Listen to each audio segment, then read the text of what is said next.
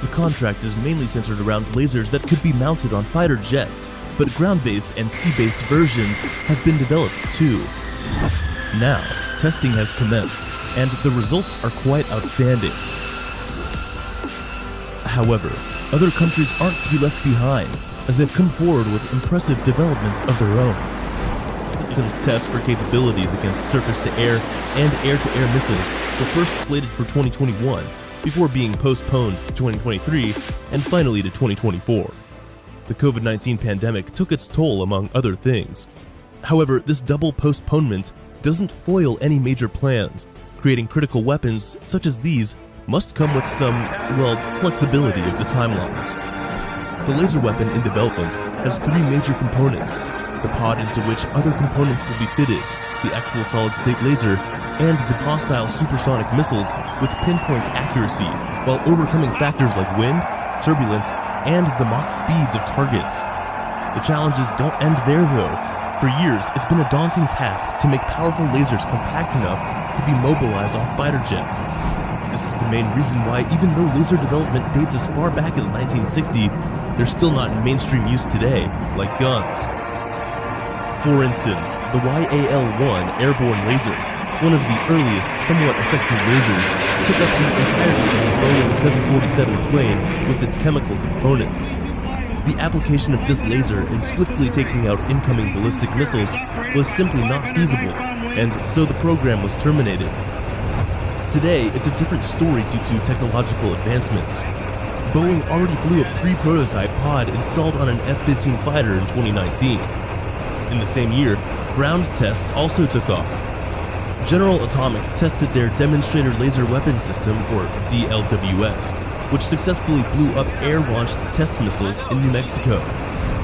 No official reports have been released regarding the DLWS's exact power class, but it better be up for a challenge, because Lockheed Martin already delivered a vehicle-mounted ground-based 60-kilowatt class laser weapon system to the US military, and this laser knows how to damage stuff. The US Department of Defense and US Navy estimate a convenient $1 per laser shot, with the accuracy of a sniper over long distances on the ground or in the sky. Laser-directed energy weapons would also have virtually unlimited rounds because they don't run on magazines filled with lead bullets, but energy. This takes out the delay of reloading that comes with missiles and guns. This super low cost per engagement ultimately tilts the odds in favor of the US, China, Russia, and other countries open to the use of lasers. Not to mention that laser beams move at the speed of light, making it almost impossible to outmaneuver them. And lasers might just be the stealthiest weapon of all, with the possibility of invisible detection until the damage is done, and the target is blown out of the sky. One major factor that hasn't been completely figured out is the weather. The range and efficacy of beams can be significantly affected by weather conditions. For this reason, a future where lasers are the sole weapons on a fighter jet still seems bleak. Having lasers complement missile and gun armaments, though, that's something for the opposition to be worried about. Another cause of worry regarding the development of a laser weapon is that it can only aim at one target at a time. So in the case of multiple targets, lasers may not be the weapon of choice, because it's highly unlikely that the targets will form a queue waiting to be blown out of the sky. So although 2024 isn't too far away, with tests looking like a very real possibility, some still believe airborne lasers are still far from becoming a thing. It's this doubt though. If anything, they're pushing twice as hard. Laser-directed energy weapons are expected to be the most expensive directed energy weapons in development. Proof of this is seen in a poll carried out by Verdict, where laser DEWs had 69% of votes to be the most expensive DEWs. The global value of DEWs reached $4.1 billion in 2020, with no signs of slowing down as demand keeps surging. The US remains in the lead with 41.6% of this market share. The US military has been on a roll with DEWs and doubled DEW expenditure from $535 million in 2017 to $1.1 billion in 2019. China comes in second, with Russia, France, Germany, and the UK holding other major pieces of the pie. As of today, the US already has 100 to 150 kilowatt lasers, but is in a contract with Lockheed Martin for $26.3 million to develop more powerful lasers from 300 kilowatts above. Lockheed Martin set up a high-energy laser and integrated optical dazzler and surveillance Helios program in this regard. Boeing's contract with the US military is said to include at least $17 million, as announced by US Senator Martin Heinrich at a Boeing lab where many of these innovations come to life. The US laser programs.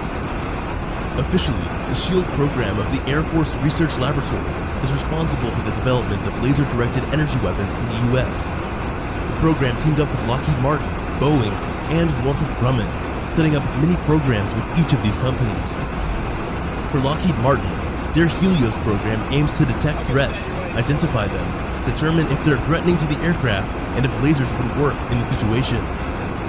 Boeing's program applies 40 years of research to develop a tactical laser weapon system that supports 50 to 300 kilowatt class lasers, featuring a scalable and adaptable system design that could be easily upgraded in the future. Northrop Grumman's contract is a program that creates the beam control systems to characterize the flight environment for atmospheric disturbances that could distort the laser beam. That is, the beam control systems must track incoming targets, determine an aim point for the laser, then focus the beam on the target.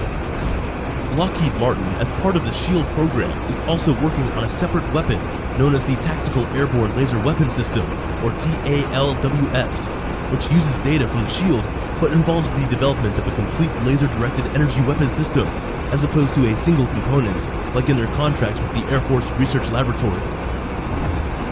Now, both the SHIELD and TALWS lasers will likely be installed on not-so-stealthy fighters, such as the F-16, the F-15EX, and the A-10C, for whatever reason.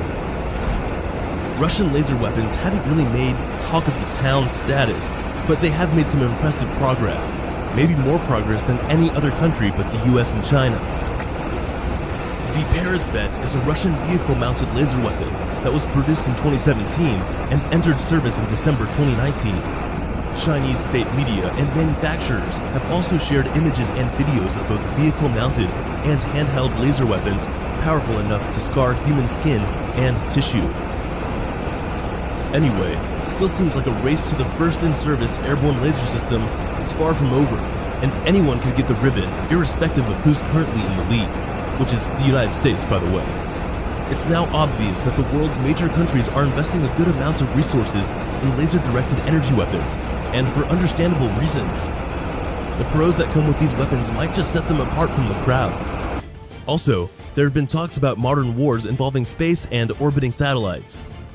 With laser weapons, fighter jets and ground-based weapons can have a role to play in wars, irrespective of the terrain, including space. Okay, hold on guys, we might have just got word on the world's most powerful laser weapon. Apparently, it is the... wait a minute, we can